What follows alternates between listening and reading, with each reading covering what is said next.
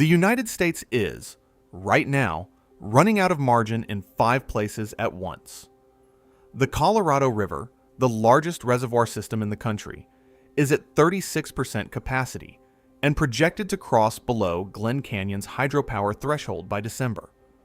The legal framework that governs allocation for 40 million Americans expires the same December with no replacement signed. The cities of the Southwest are already writing tickets for watering on the wrong day. The Ogallala Aquifer, fossil water that took the last ice age to accumulate, is being mined faster than it can ever recover, and underneath all of it sits a 1,200-year drought signal. 5 dominoes, 1 calendar. Stay with me.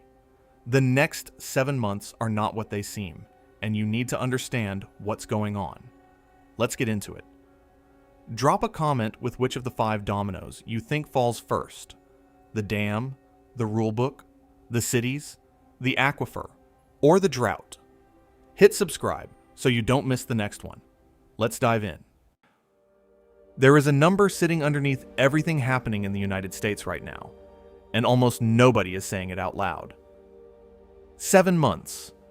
That is how long the country has before the legal framework that runs water for 40 million Americans simply expires. Not gets revised. Not gets extended. Expires with no signed replacement in place at 1 minute past midnight on January 1st, 2027. The agreement is called the 2007 Interim Guidelines for Lower Basin Shortages and Coordinated Operations for Lakes Powell and Meade. And for nearly 2 decades, it has been the rulebook telling everyone, from the Bureau of Reclamation to the city of Phoenix to a cotton farmer in the Imperial Valley, exactly how the Colorado River gets divided when there is less of it to go around.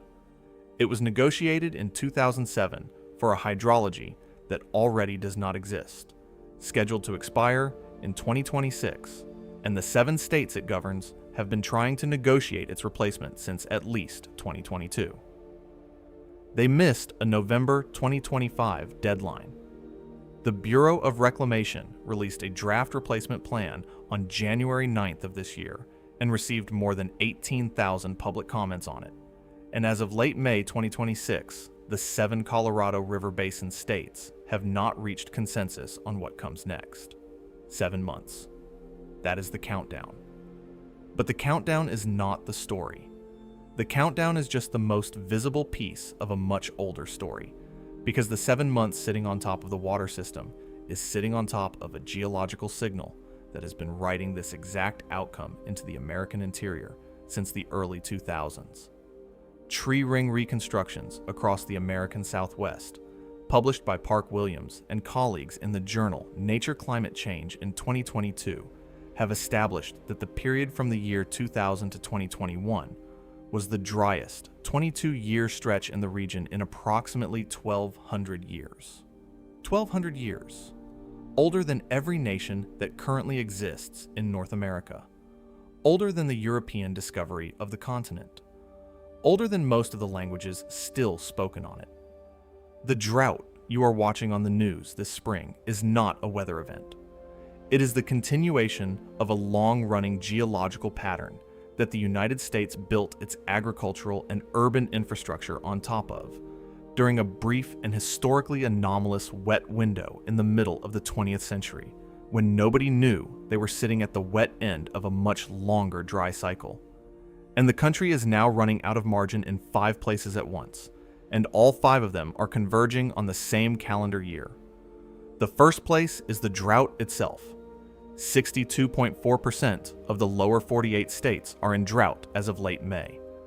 About 158 million Americans, close to half the country, are living inside it. 46 of 50 states are at moderate drought or worse. The January through March 2026 precipitation total across the contiguous United States was less than 70% of average, the lowest first quarter in a record that began in 1895. The previous record was 1910. The Palmer Drought Severity Index for March of this year ranked as the 3rd driest month of any month ever recorded in the instrumental archive. behind only July and August of 1934. Those are the worst months of the Dust Bowl. You are watching right now a measurement that places the present moment in the same statistical neighborhood as the worst summer of the Dust Bowl, and the drought is still expanding. Up about 1.6 percentage points in the most recent week of data alone. The system is not stabilizing. The second place is Lake Powell, and what is about to happen to it before the end of this year. The third place is the legal framework, the 7 months. The fourth place is the cities that have already activated formal drought response. The fifth place is the Ogallala Aquifer, fossil water laid down in the Pleistocene, draining permanently underneath the breadbasket of America.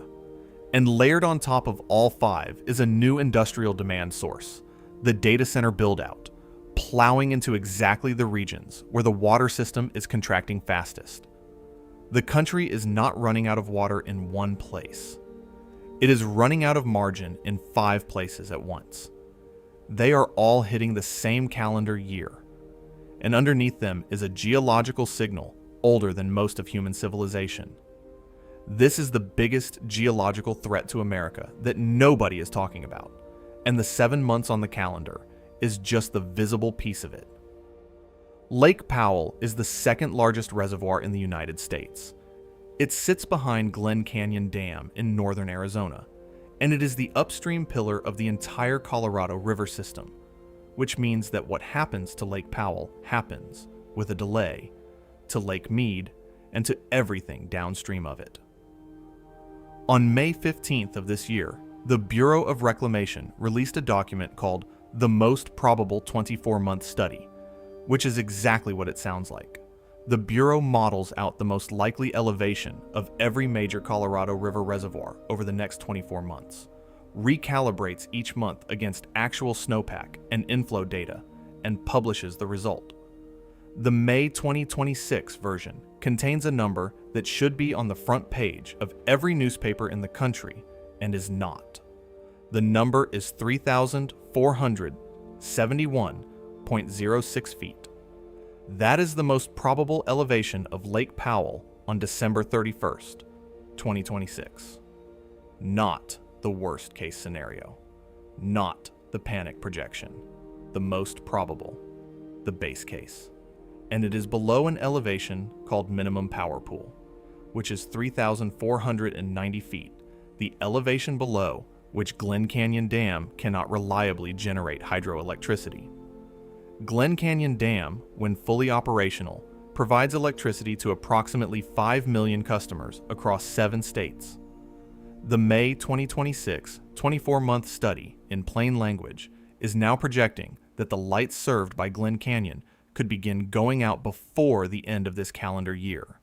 That is not a forecast. That is a base case. For most of the history of Lake Powell, minimum power pool was treated as a backstop. A worst case. A line nobody actually believed the reservoir would cross because the system had margin built into it. Snowpack was abundant. The Colorado River delivered more water than the system needed in most years. There was a savings account in the form of a full reservoir. Now the savings account is roughly 20% full. The end of water year 2026 storage projection is about 4.77 million acre-feet in a reservoir whose full pool is about 26 million. The worst case has become the base case. The line that nobody believed the reservoir would cross is now the line the Bureau of Reclamation is officially projecting it will cross before December. And here is what is feeding that decline. The Colorado Basin River Forecast Center on May 5th of this year released its water year 2026 unregulated inflow forecast for Lake Powell. The forecast says that the most probable total water year inflow is 3.27 million acre-feet. That is roughly 34% of average, but that is the headline number. The number you need to understand is the next one. The April through July inflow forecast, the narrow window when the Rocky Mountain snowpack actually melts and runs downstream into the reservoir. The window when the system refills is forecast at approximately 800,000 acre-feet. 800,000. That is the lowest April through July inflow ever measured in the recorded history of Lake Powell. About 13% of average. The headwater reservoir of the American West is, this spring, receiving its lowest spring water delivery on record. The federal government has already authorized emergency operational measures. The Bureau of Reclamation is reducing the volume of water released from Powell down to Meade, which slows Powell's decline at the cost of accelerating Meade's. The Bureau is also supplementing Powell with emergency upstream releases from Flaming Gorge Reservoir, draining Flaming Gorge to keep Powell above critical elevations. These are not normal operations. These are the kinds of operations a system runs when it is trying to stretch a savings account that is about to bottom out. And the Colorado River system as a whole, all the reservoirs together, is at approximately 36% of capacity. The river supplies water to about 40 million people across 7 United States and parts of northern Mexico. It irrigates roughly 5.5 million acres of farmland, including the Imperial Valley of California, which is where a meaningful fraction of the country's winter vegetables come from. It underwrites the urban economies of Las Vegas, Phoenix, Los Angeles, and Tucson. It is the working capital of the American Southwest, and the working capital is on a curve that crosses the hydropower threshold before the end of this calendar year, under most probable inflow conditions, with the legal framework that decides how shortages get distributed expiring at the end of the same December. If you wanted to design a worst case for the American water system, you would have a hard time designing one tighter than the one the system is currently sitting inside. Imagine for a moment that you live in a city. The water comes out of the tap, and behind that tap is a pipe. And behind that pipe is a treatment plant. And behind that plant is a reservoir. And behind that reservoir is a river. And behind that river is an agreement. The agreement decides how much water your city gets from that river. How much water your neighbor city gets. What happens when there is less water than everyone needs? Whether you get cut first or your neighbor does. How fast the cuts happen. Who absorbs the deepest cuts in the driest years? For about 40 million Americans, that agreement is the 2007 Interim Guidelines for Lower Basin Shortages and Coordinated Operations for Lakes Powell and Meade. It was effective from January 2008 through December 31st, 2026. It expires in 7 months, and no replacement has been agreed to. The 2007 guidelines do 3 things in plain language. First, they define how shortages get declared, which means at what Lake Meade elevation the federal government declares a Tier 1 shortage, a Tier 2 shortage, a Tier 3 shortage, and so on. Each tier triggers automatic reductions in the water allocations of the lower basin states, which are Arizona, California, and Nevada. Second, they define how the Bureau of Reclamation coordinates releases between Powell and Meade, which means how much water gets sent from the upper reservoir to the lower one, on what schedule, under what conditions. Third, they define how the upper basin states, which are Colorado, New Mexico, Utah, and Wyoming, and the lower basin states share the pain in the driest years. That rulebook expires on December 31st. The replacement process started in 2022, when the 7 basin states began negotiating what should come after. The deadline for a consensus-based plan was November of 2025. They missed it.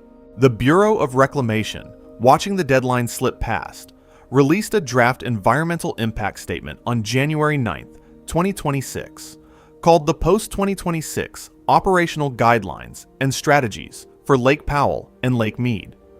The public comment period ran from January 16th to March 2nd of this year. It generated more than 18,000 submissions. As of late May, the 7 basin states still have not reached a consensus agreement. The core dispute is not bad faith on anyone's part. It is structural. The upper basin states sit upstream, which means that when less water enters the system, they are the ones who lose it first. their losses are involuntary.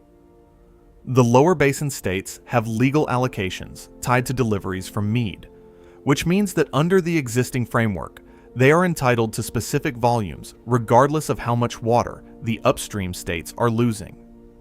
The upper basin says, we are already absorbing natural flow cuts. Why should we take additional contractual cuts on top of that? The lower basin says, the structural shortages in Powell and Meade are now severe enough that natural flow cuts upstream are not enough. The upper basin has to contribute. The draft environmental impact statement tries to thread that needle. The 18,000 comments and the still unresolved negotiation suggest the threading has not succeeded. If the 7 states do not produce a signed agreement by December 31st, the country has 3 possibilities. 1, the federal government imposes a framework unilaterally under existing reclamation authority. 2, the matter goes into litigation, which the Colorado River system has plenty of historical precedent for, and which can take years to resolve. 3, the parties continue operating under emergency arrangements while negotiating in real time during a shortage. None of those possibilities is good. The litigation option in particular is something that water lawyers in the West are already discussing openly, because the Colorado River Compact of 1922 and the body of case law built on top of it have produced an entire legal subspecialty whose job is to argue these questions. The infrastructure for litigation exists. The infrastructure for a signed 2026 agreement does not. 7 months. That is the countdown on the legal framework. And it lands in the exact same December as the Lake Powell hydropower projection. This is the part of the story where it is worth stepping all the way back from the press releases and the federal documents, and looking at what is actually happening to the American West in the longer record, because the situation the country is in right now is, in important ways, geological. In 2022, Park Williams and his colleagues, Benjamin Cook and Jason Smerdon, published a paper in the journal Nature Climate Change titled Rapid Intensification of the Emerging Southwestern North American Megadrought in 2020 and 2021. The paper used tree ring reconstructions, the same technique that climatologists have used for decades to extend the precipitation record backward beyond the instrumental archive, to look at what the previous 22 years looked like compared to every other 22-year stretch in the past 1,200 years. The result was unambiguous. The period from the year 2000 through 2021 was the driest 22-year period in the American Southwest in roughly 1,200 years. Let me let that sit for a second. 1,200 years takes you back to the year 800, the Charlemagne years in Europe, the middle of the Tang Dynasty in China, before the Crusades, before the printing press, before steel armor, before gunpowder, before any nation that currently exists in North America, before the first Europeans set foot on the continent. And the past 22 years in the American Southwest is drier than any equivalent stretch in that entire period. The Williams reconstruction also estimates that anthropogenic warming, the human-caused part, accounts for roughly 42% of the soil moisture deficit during that megadrought, which means more than half of the dryness is natural climate variability inside a region whose long-term geological pattern includes recurring megadroughts. There are well-documented megadroughts in the tree ring record from the late 13th century, from the mid-16th century, from the late 9th century. The American Southwest has been here before, geologically speaking. The Anasazi civilization, the ancestral Puebloans of Chaco Canyon and Mesa Verde, are widely believed by archaeologists to have collapsed in part because they could not survive a megadrought sequence in the late 13th century. That collapse is in the same geological reference frame as what the United States is currently experiencing. The water infrastructure of the modern American West, the dams, the reservoirs, the canals, the legal agreements, the cities, the irrigated agriculture, was built primarily in the middle of the 20th century, during a brief and historically wet window. The Colorado River Compact of 1922 assumed mean annual flows in the basin of around 15 million acre-feet, because that is what the early instrumental record was showing. The actual long-term mean, when you account for the wider tree ring reconstructions, is closer to 13, sometimes lower. The compact was built on flows the river simply does not deliver in the long run. This is what it means to say the current crisis is geological. It is not a weather event. It is not a single bad winter. It is not even a single bad decade. It is the continuation of a multi-decadal dry signal that the geological record indicates the region produces recurringly, on top of which anthropogenic warming has added additional drying, on top of which the United States built a water system that assumed the dry signal would not arrive on its schedule. The signal arrived. The system is what we are watching fail. And here is the part that is genuinely sobering. The Williams reconstruction does not predict when the megadrought ends. There is no termination date written into the tree rings. There is no guarantee that the current dry stretch ends in 2026, or 2030, or 2040. The historical megadroughts in the tree ring record sometimes lasted decades. Sometimes they lasted longer. The current 22-year stretch is now joined by a 23rd year that is, by every measurement, continuing the pattern. What this means for the federal documents and the city ordinances and the 18,000 public comments is that they are all operating downstream of a signal much older than themselves.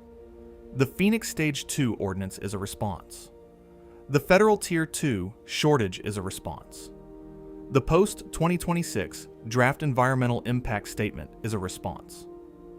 None of them addresses the underlying geological signal, because the geological signal does not respond to politics. The signal does what it has done in the American Southwest, intermittently, for at least 1,200 years. The country is currently negotiating, in 7 months, the rulebook for a hydrology its planners never expected. The hydrology was always going to win.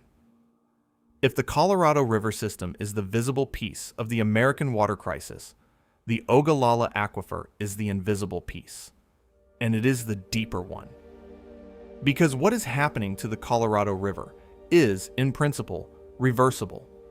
A succession of wet years could refill it. An El Niño cycle could deliver real recovery over 5 or 10 years. What is happening to the Ogallala is, by every measurement we have, not reversible on any timescale that matters to a human civilization.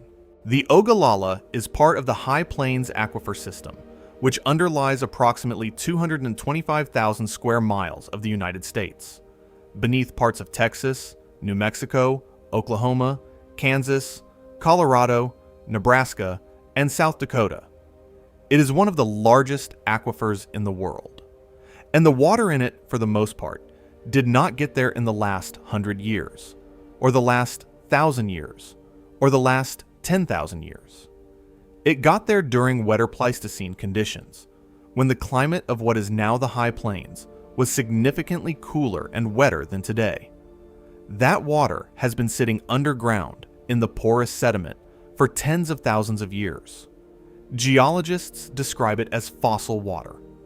The recharge rate, the rate at which new water enters the aquifer from precipitation and surface infiltration in the current climate, is, across most of the aquifer's area, essentially negligible on human timescales.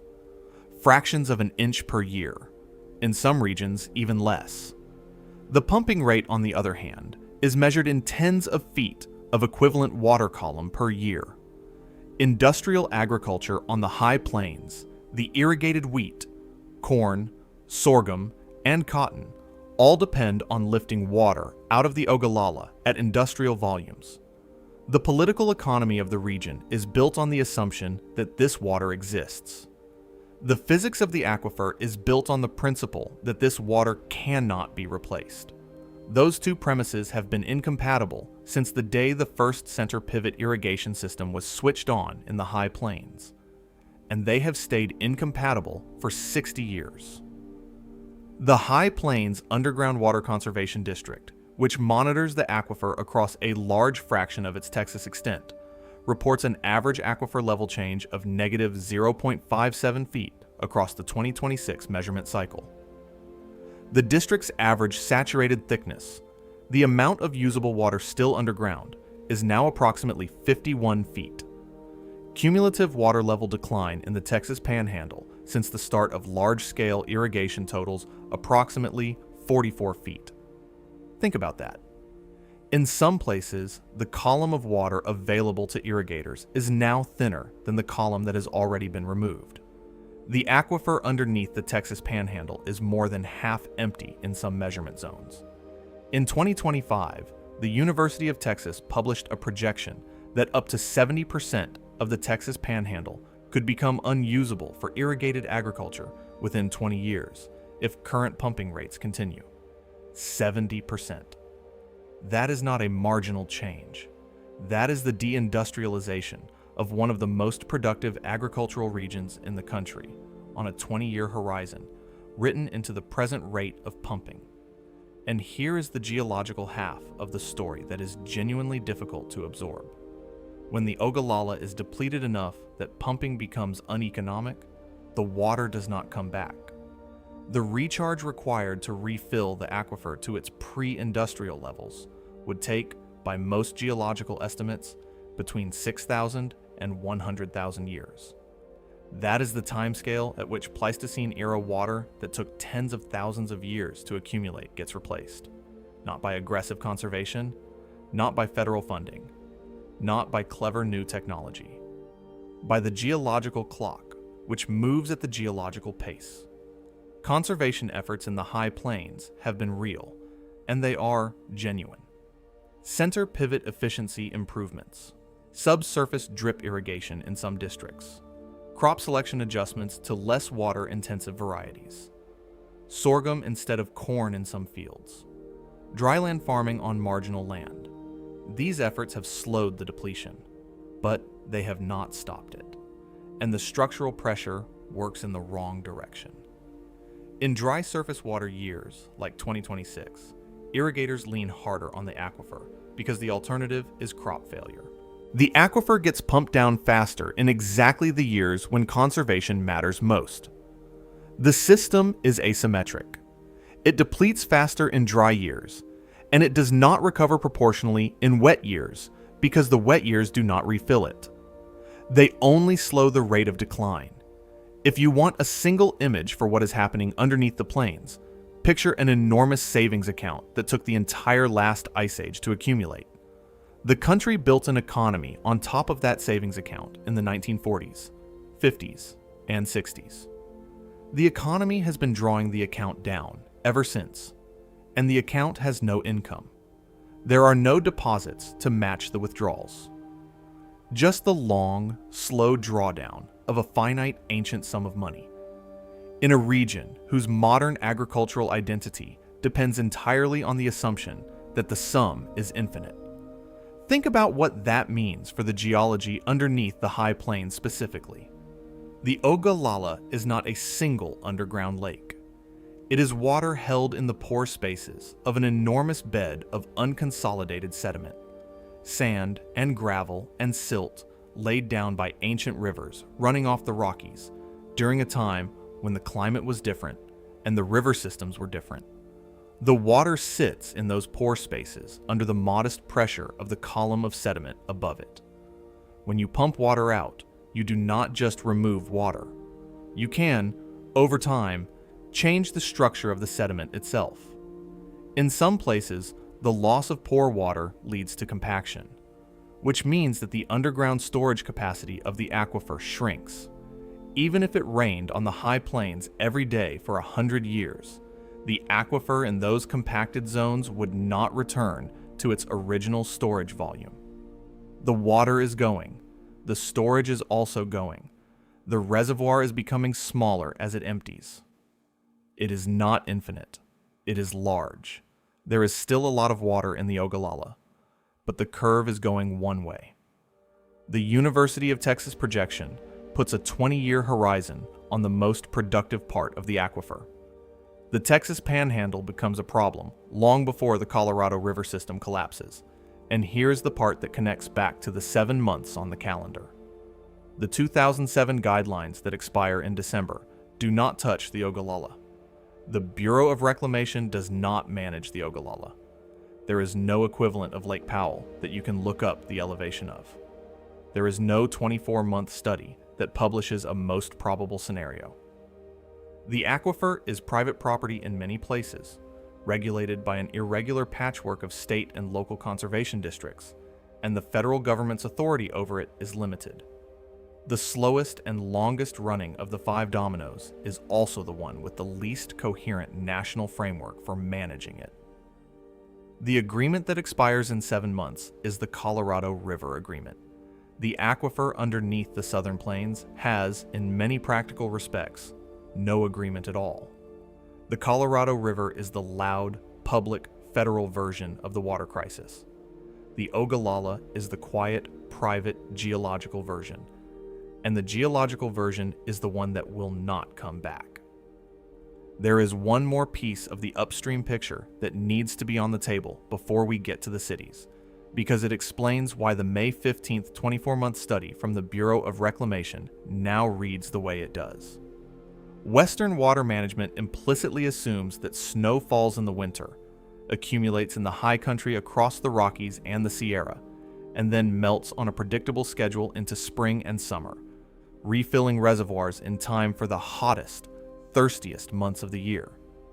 The entire reservoir system, including Lake Powell and Lake Mead, is built on that assumption. Snowpack is the savings account that pays out in spring. Reservoirs are the checking account that funds summer demand. The Colorado River Basin snowpack on May 4th of this year was about 2.5 inches of snow water equivalent, against a 30-year median of about 10.7 inches for that date, roughly 23% of normal. An 8-state western snowpack region, Arizona, Colorado, Idaho, Nevada, New Mexico, Oregon, Utah, and Wyoming, recorded synchronized record low or near record low April 1st snow water equivalent figures across the entire region. The savings account is, this spring, about a quarter of what the system was designed to absorb. 23% snowpack is bad on 2 axes, not 1. The obvious axis is volume. There is much less water. The less obvious axis, which is the one currently breaking the inflow forecasts, is timing. A thin snowpack in a warm spring melts earlier and faster than a full snowpack in a normal spring, which means the meltwater arrives weeks before the reservoirs are operationally prepared to absorb it, and weeks before downstream demand actually needs it. Snow that melts on May 5th, when the reservoir is still preparing to store the next wave of inflow, and the irrigated fields downstream are still spring planting, is snow that runs off through the system and contributes much less to the summer pool than the same snow melting on a more average schedule. This is the snowpack timing trap. And the May 15th 24-month study reads the way it does because the trap is closing in real time. The Lake Powell April through July inflow forecast at 13% of average is not just a measure of how little snow there was. It is a measure of how badly the timing has broken on top of how little there was.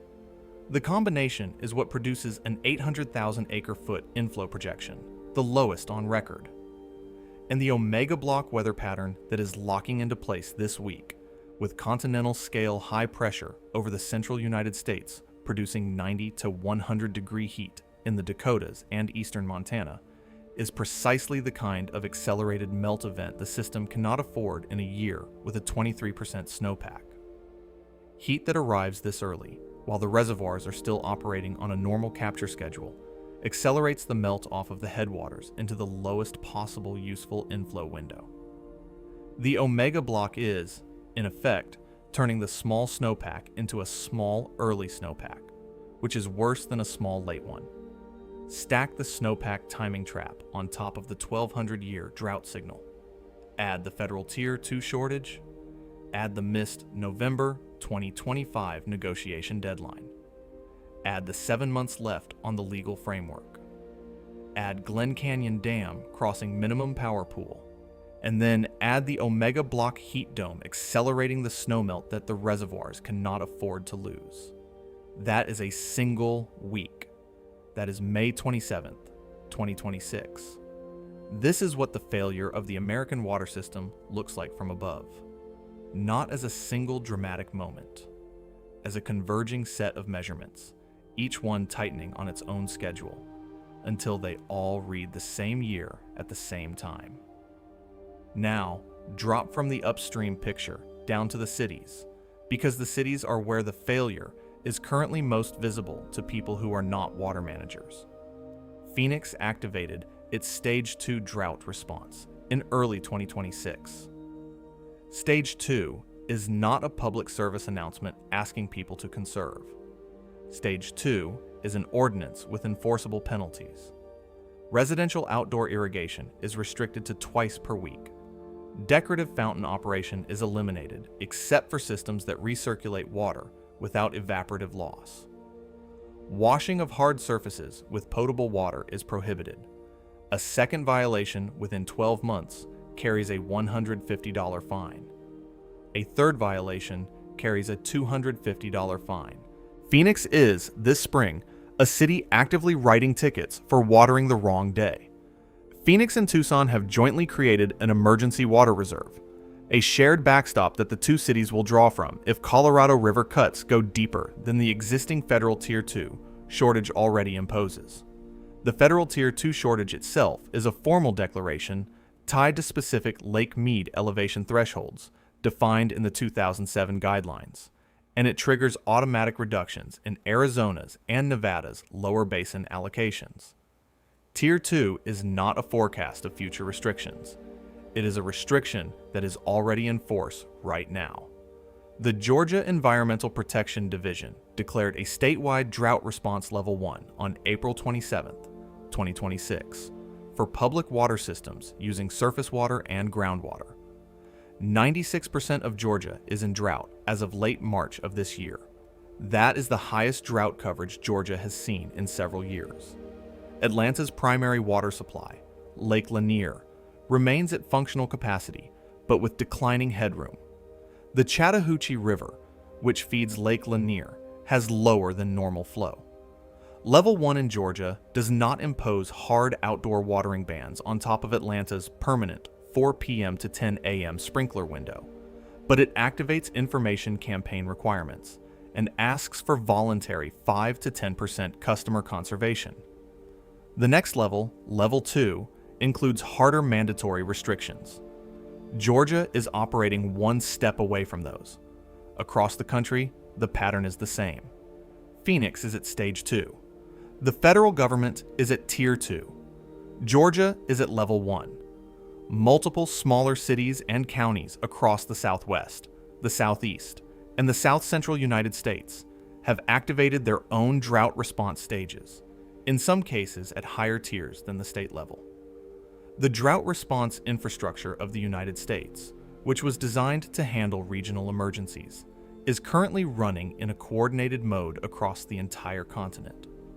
What this means in practice is that the ordinary American is now, in late May 2026, more likely than at any point in the last 2 decades to be living somewhere with active mandatory water restrictions, or at least active voluntary ones.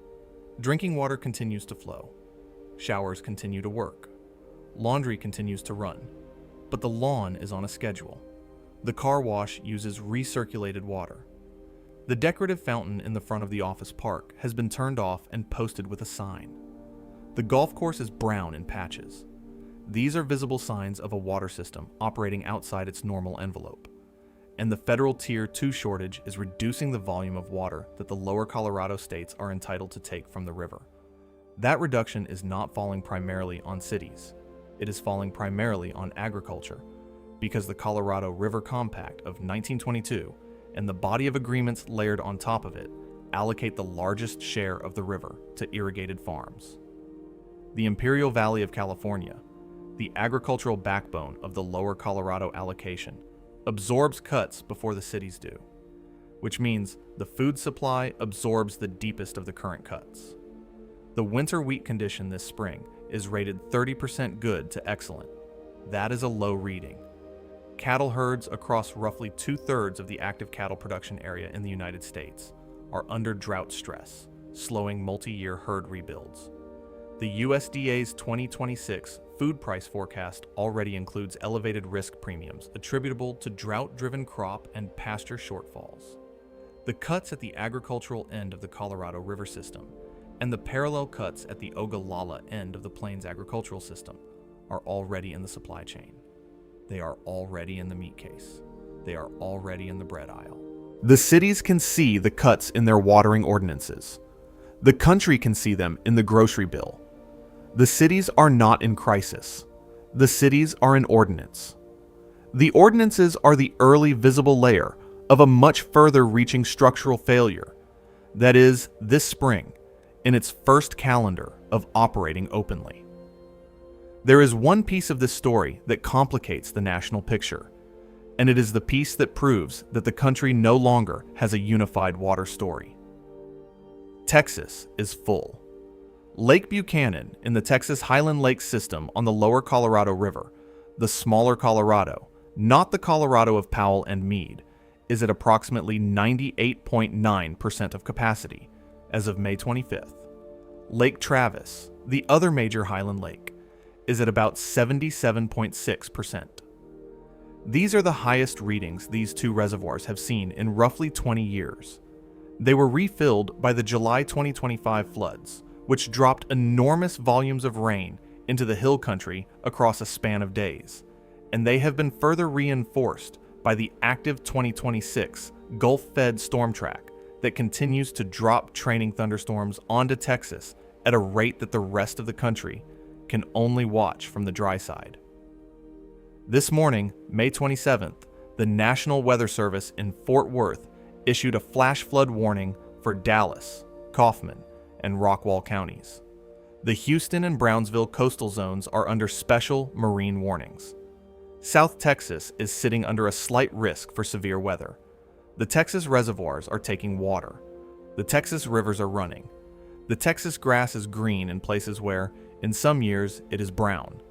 If you have been watching the national drought map for the last 6 months, the green island in the middle of the otherwise dry country is Texas, specifically Central Texas, the Hill Country, and parts of East Texas and the coastal plain. The Highland Lakes are full because of one specific atmospheric configuration, which is the active Gulf moisture pipeline feeding a series of warm season Texas storm systems. That pipeline is real. It has been delivering, and it is the visible exception that proves the national rule. The national rule is that the United States no longer has a coherent water supply story. It has a Western story in which the Colorado River is collapsing and the Ogallala is depleting, and the cities are activating drought response ordinances. It has a Southeastern story in which Georgia is at level 1, and the Carolinas are recording their driest September through March in well over a century. It has an Upper Midwest story in which the northern plains are sitting under heat domes early in the season, and the soils are running dry.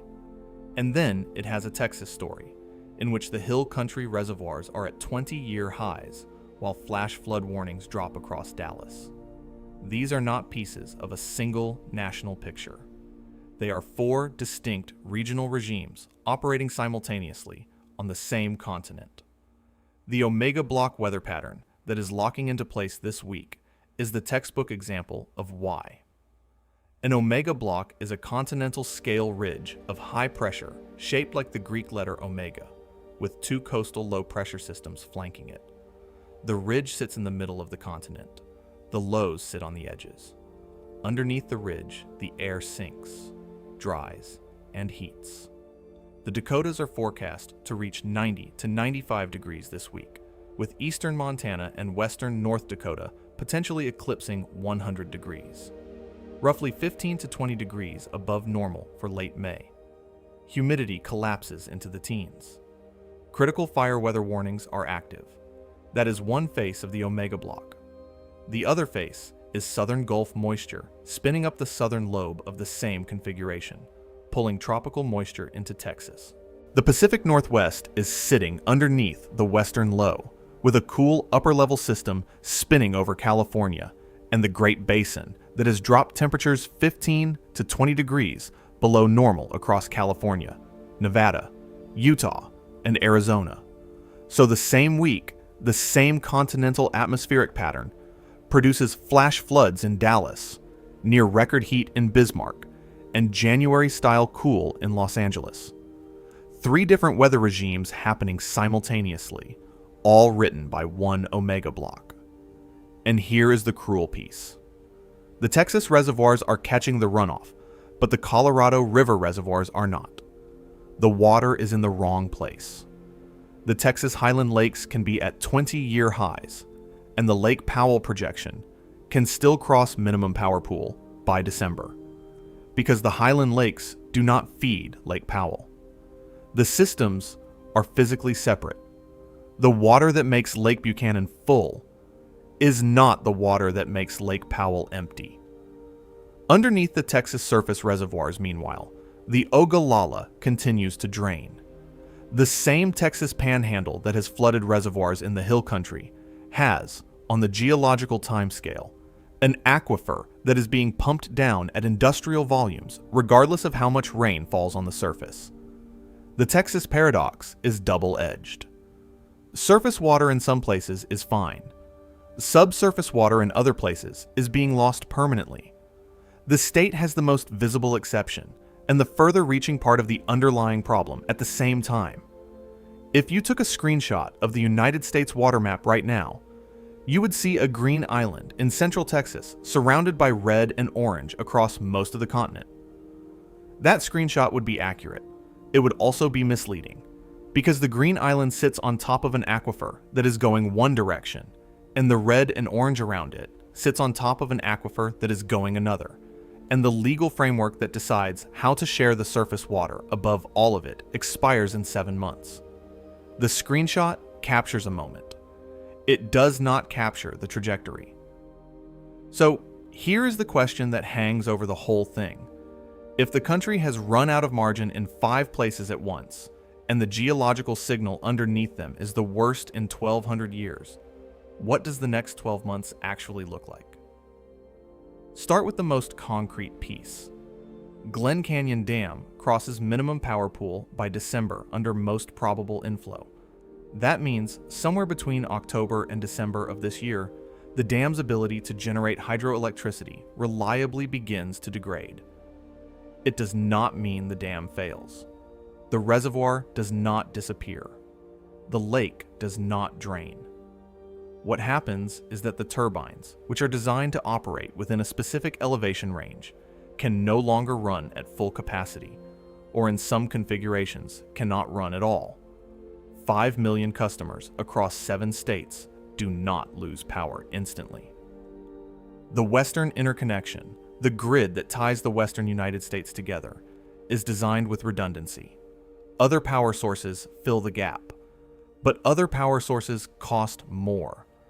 And the Western grid loses one of its baseload contributors at the moment when summer cooling demand has been heaviest and the system is most exposed. Now add the December 31st expiration of the 2007 guidelines. 3 scenarios. Best case, the 7 basin states sign a replacement agreement before December. The federal Tier 2 shortage continues to be enforced under the new framework. The cities continue their drought response stages. Glen Canyon hydropower degrades. Phoenix considers stage 3. Life adjusts. Reasonable case, the states miss the December deadline, and the federal government imposes a framework unilaterally under existing reclamation authority. Reclamation has done this before in less severe circumstances. The lower basin states absorb deeper cuts. Litigation may follow, but the system continues to operate. Worst case, the states miss the December deadline. The federal government's authority is challenged in court, and the lower Colorado River operates without a coherent allocation framework while litigation proceeds. The The Colorado River system in late 2026 and into 2027 could be running on emergency operations, monthly recalibrations, and federal action subject to ongoing legal challenge. Add the El Niño Bridge. The Oceanic Niño Index, NOAA's headline ENSO measurement, sat at plus 0.11 for the February through April 2026 period. That is technically neutral, but it has trended sharply warmer over the last 6 months. Agency El Niño onset probabilities for late 2026 fall into the broad 82 to 98% range, depending on the agency and the product.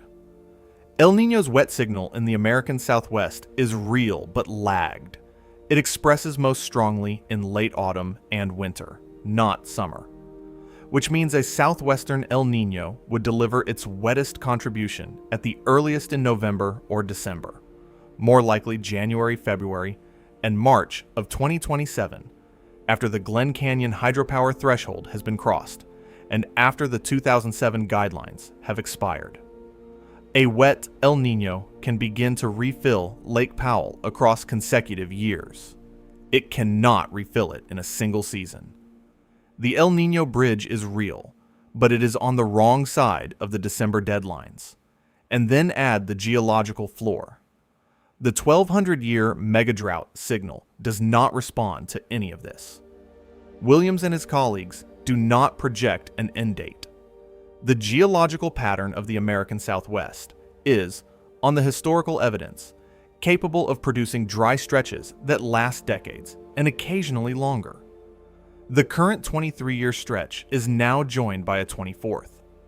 Whether year 25 or 30 or 40 closes the megadrought is, from inside the present moment, simply not known. The country is making 20-year planning decisions about its water inside a geological signal whose timescale is centuries. Underneath all of this, the Ogallala continues to deplete. The Texas Panhandle continues to drift toward the 20-year unusability projection. The data center build-out continues to plow into the most water-stressed regions of the country. The projected 200 to 300 billion gallons of additional annual water demand by 2030, layering on top of a contracting Colorado River system and an Ogallala whose recharge clock is geological. The next 12 months are the months in which the country either signs a new Colorado River agreement, or it does not. The months in which Glen Canyon Dam either holds on to reliable hydropower generation, or it does not. The months in which Phoenix and the other cities either move to stage 3, or they do not. The months in which the El Niño Bridge either arrives in time and strong enough to begin matter, or it does not. The months in which the 1200-year geological signal either eases for the first time in a quarter century, or it continues. None of those questions has a single decisive answer right now. What is decisive is the calendar. The 2007 guidelines expire on December 31st. The May 15th, 24-month study projects.